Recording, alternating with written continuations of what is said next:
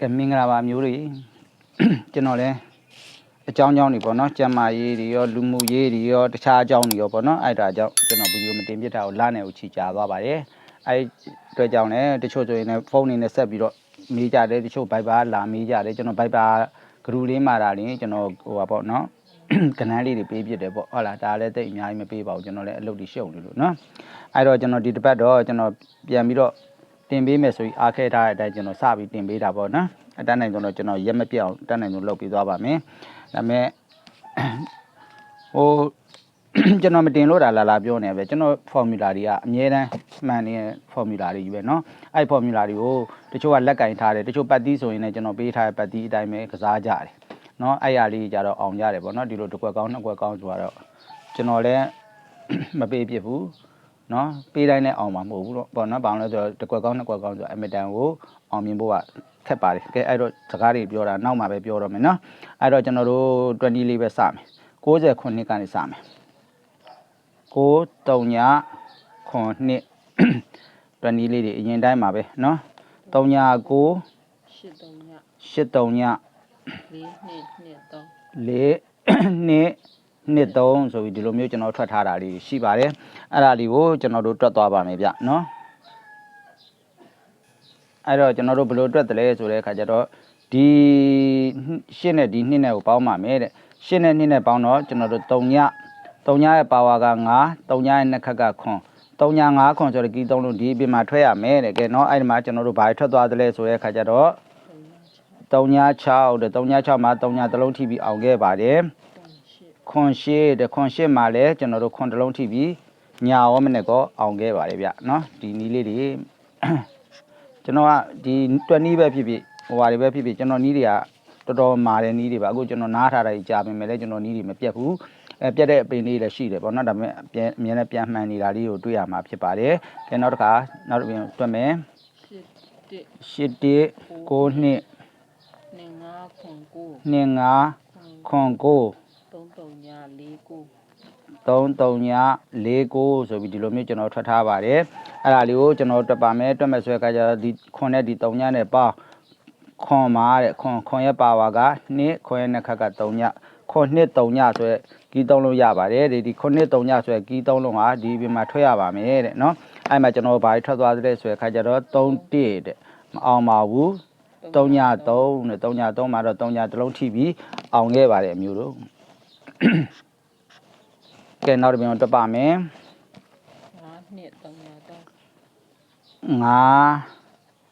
2 3 3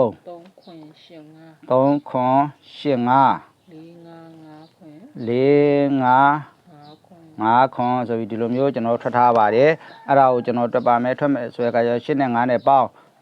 3ရဲ့ပါဝါ8 3ရဲ့နှစ်ခက်က5 3 8 5ဆိုတဲ့ကီး3လုံးဒီပြင်မှာထွက်ရမယ်တဲ့အဲ့မှာကျွန်တော်တို့ဘာထွက်သွားသလဲဆိုတဲ့အခါကျတော့ခွန်5တဲ့ခွန်5မှာ9တုံးထိပြီးအောင်ခဲ့ပါတယ်ခွန်6တဲ့ခွန်6မှာတော့ကျွန်တော်တို့မအောင်ပါဘူးဗျ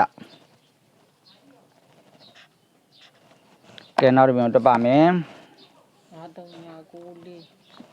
5 3 9 9 3 9 3 6 8 5 4 1 ခွန်ဆိုပြီးကျွန်တော်ဒီလိုမျိုးထွက်ထားပါတယ်အဲ့ဒါလေးကိုကျွန်တော်ပြန်တွက်ပါမယ်တွက်မယ်ဆိုတဲ့အခါကျတော့9နဲ့8နဲ့1နဲ့ပေါင်းတော့9ရဲ့ပါဝါ4 9ရဲ့နှစ်ခက်က6 9 4 6ဆိုတဲ့ကီး3လုံးဒီပြင်မှာထွက်ရမယ်တဲ့အဲ့မှာကျွန်တော်ဘာထွက်သွားလဲဆိုတဲ့အခါကျတော့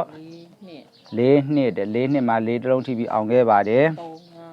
3 5တဲ့3 5မှာတော့ကျွန်တော်တို့မအောင်ပါဘူးဗျကဲနောက်တစ်ပြန်တွက်ပါမယ်9 5 ခွန်8 9 6 5 1 ခွန်6 3 9ဆိုပြီးတော့ဒီလိုမျိုးကျွန်တော်တို့ထွက်ထားပါတယ်အဲ့မှာကျွန်တော်တို့တွက်ပါမယ်တွက်မယ်ဆိုတဲ့အခါကျတော့6နဲ့5နဲ့6နဲ့ပေါင်း1ရဲ့ပါဝါ6 1ရဲ့နှစ်ခက်က8 1 6 8ဆိုတဲ့ကီး3လုံးဒီပြင်မှာထွက်ရမယ်တဲ့အဲ့မှာကျွန်တော်တို့ဘာထွက်သွားလဲဆိုတဲ့အခါကျတော့3ည1မှာတစ်လုံးထိပြီးအောင်ခဲ့ပါတယ်ခွန်နဲ့ခွန်မှာတော့မအောင်ပါဘူးဗျเนาะဒါကျွန်တော်ကီးယူနီလေးတွေကိုပြတာပါเนาะကီးယူနီလေးတွေ ဟိုကြိုက်လို့ရှိရင်လည်းကီယူနီပဲယူကစားနော်ကျွန်တော်ဟိုဟာနောက်က3ရှိ5ခွန်တင်5 53တင်5နှစ်4ဆိုပြီးဒီလိုမျိုးကျွန်တော်တို့ထွက်ထားပါတယ်အားလေးကိုကျွန်တော်တွက်ပါမယ်တွက်မယ်ဆိုတဲ့အခါကျတော့9နဲ့ပေါင်း3ညရဲ့ပါဝါ9 3ညရဲ့နှစ်ခက်ကခွန်3ည5ခွန်ဆိုတော့ကီး3လုံးဒီအပြင်မှာထွက်ရမယ်တဲ့အဲ့မှာကျွန်တော်ဘာထွက်သွားလဲကြည့်လိုက်ရအောင်ခွန်3ညတဲ့ခွန်3ညမှာခွန်ရော3ညရောထိပြီးတော့အခွေအနေနဲ့အောင်သွားပါတယ်3ည8မှာလဲ3ညတစ်လုံးထပ်ထိပြီးညရောမိနစ်ကောအောင်ခဲ့ပါတယ်အမျိုးတို့ကဲနောက်တစ်ပြန်တွက်ပါမယ်4 5 9 8 ခွန်3 3 1ဆိုပြီးဒီလိုမျိုးကျွန်တော်ထွက်ထားပါတယ်အားလေးကိုတွက်မယ်ဆိုရင်3ညနဲ့3နဲ့ပေါင်းတော့3ရဲ့ပါဝါ8 3ရဲ့နှစ်ခက်က9 3 8 5ဆိုတော့ကီး3လုံးဒီအပြင်မှာထွက်ရမယ်တဲ့အဲ့မှာကျွန်တော်ဘာထွက်သွားသလဲဆိုတဲ့အခါကျတော့2 8တဲ့2 8မှာ8တလုံးထိပြီးအောင်ခဲ့ပါတယ်3ညခွန်နဲ့3ညခွန်မှာတော့ကျွန်တော်တို့မအောင်ပါဘူးဗျကဲနောက်တစ်ပြန်တွက်ပါမယ်3ည4 9 6ခွန်2 3ည3နဲ့4 5 3ည5ဆိုပြီးဒီလိုမျိုးကျွန်တော်ထွက်ထားပါတယ်အားလို့တွက်မယ်ဆိုရင်3ညနဲ့5နဲ့ပေါင်း9ရဲ့ပါဝါ3ည9ရဲ့နှစ်ခက်က3 5 3ည3ဆိုတော့ကီး3လို့ဒီအပြင်မှာထွက်ရမယ်တဲ့အဲ့မှာကျွန်တော်ဘာထွက်သွားသလဲဆိုတဲ့ခါကျတော့3တက်မှာကျွန်တော်3တလုံးထိပြီးအောင်ခဲ့ပါတယ်ခွန်6တဲ့ခွန်6မှာတော့မအောင်ပါဘူးဗျကဲကောင်းပြီဒါဆိုရင်ကျွန်တော်တို့လာမယ့်တင်းလာနေတော့ကိုကီးလေးထုတ်ကြည့်လိုက်ရအောင်ခွန်1 6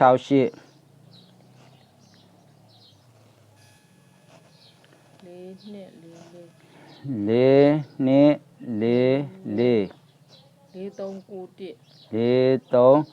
2 4 ဆိုပြီးဒီလိုမျိုးကျွန်တော်တို့ထွက်ထားပါတယ်အဲ့ဒါလေးကိုကျွန်တော်တွက်ပါမယ်အဲ့တော့ကျွန်တော်တို့ဒီပြင်တွက်ပါမယ်တွက်မယ်ဆိုတဲ့အခါကျ4နဲ့3နဲ့ပေါင်းခွန်ရဲ့ပါဝါ2ခွန်ရဲ့နှစ်ခက်က3ညခွန်2 3ညဆိုတော့ကီး3လုံးဒီပြင်မှာထွက်ရမယ်တဲ့ကဲအဲ့တော့ကျွန်တော်တို့ဘာထွက်သွားလဲကြည့်လိုက်ရအောင်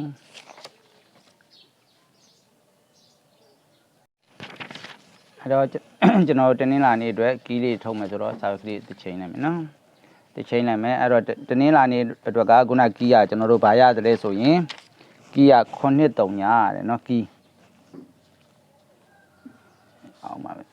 အောင်ပါပဲရေးလိုက်ပါကီးရကျွန်တော်တို့ခွန်2 3ည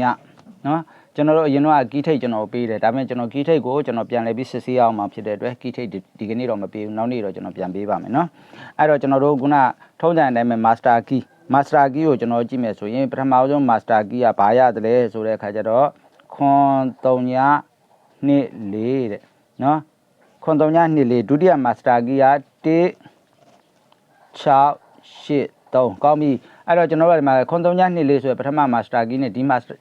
ကီးရိုးနဲ့သွားတိုက်မယ်ဆိုရင်ဒီအပေါ်တန်းကโอเคတယ်အဲ့တော့ကျွန်တော်တို့ကခွန်3ည2နဲ့1 6 8 3ပဲကျွန်တော်တို့ကကတ်เสียရှိတယ်အဲ့တော့ကျွန်တော်တို့ကဘယ်လိုကတ်မလဲဆိုတဲ့အခါကျတော့ခွန်1ခွန်6ခွန်8ခွန်3နောက်တစ်ခါကျွန်တော်တို့နှစ်နဲ့ကတ်မယ်2 1 2 6 2 8 2 3နောက်တစ်ခါကျွန်တော်တို့3ည1 3ည6 3ည8 3ည3ဆိုပြီးဒီလိုမျိုးကျွန်တော်ရတယ်ရတဲ့အခါကျတော့ကျွန်တော်ပြောတာအမြဲတမ်းရှိတယ်เนาะဟိုဟာလဲအမျိုးတို့အရင်အဟောင်းလူဟောင်းနေလဲပါလာမှာပေါ့เนาะလူဟောင်းနေနဲ့အများဆုံးတော့တည်တယ်အဲ့ဒါဘာလဲဆိုတော့တနင်္လာအင်္ဂါမှာတဲ့ကျွန်တော်တို့က16တလုံးเนาะ16တလုံးနဲ့ဆိုရင်ကျွန်တော်တို့ဒီခွန်8ကဲခွန်6ကဲနောက်က3ည1ကဲ3ည6ကဲ2 1ကဲ2 6ကဲကျွန်တော်တို့ဒီ6ခွက်ကအားကောင်းတယ်လို့ကျွန်တော်တို့ကတွေ့ရမှာပဲဖြစ်ပါတယ်အဲ့တော့ကျွန်တော်တို့ဒီကနန်း6ခွက်ရတယ်အဲ့တော့ကနန်း ဒီကနဟိုပါနော်အဲ့တော့ကျွန်တော်ကနန်း6ခွက်ရတယ်အဲ့တော့ကျွန်တော်ကနန်း6ခွက်မှာပြန်ကြည့်မယ်ဆိုရင်ねဒီမှာကျွန်တော်တို့ formula မှာကျွန်တော်ရဲ့ formula တွေအမျိုးတို့မှတ်မိမယ်နော်အဲ့တော့ကျွန်တော်တို့ညနေပိုင်း6ထိပ်လို့ထွက်ပြီးသွားရင်တဲ့ညနေပိုင်း6ထိပ်လို့ထွက်ပြီးသွားရင်ကျွန်တော်တို့ဘယ် break လာသလဲဆိုတဲ့အခါကျတော့ညနေပိုင်း6ထိပ်လို့ထွက်ပြီးသွားရင်ね9-3-38ဆိုတဲ့ break ဟာတဲ့3ရက်အတွင်းထွက်ရပါမယ်တဲ့နော်9-3-38ဆိုတဲ့ break ဟာတဲ့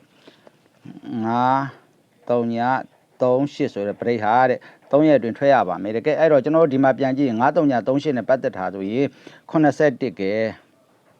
96ကဲနောက်က21ကဲ26ကဲပဲဒီ4ခွက်ပဲရှိတယ်နော်ဒါအမျိုးတို့အနေနဲ့အကြိုက်တူရင်ယူအကြိုက်မတူရင်မယူနဲ့နော်အဲ့တော့ကျွန်တော်ပြောချင်တာတော့ကျွန်တော်ဒီကနေ့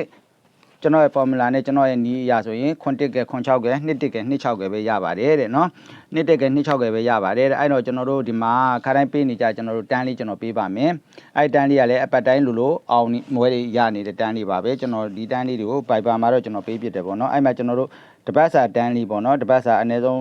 2ကြိမ်3ကြိမ်ထွက်ရမယ်ဆိုတဲ့တန်းလေးမှာပေါ်တန်းက9 6 1 8အောက်တန်းက2 9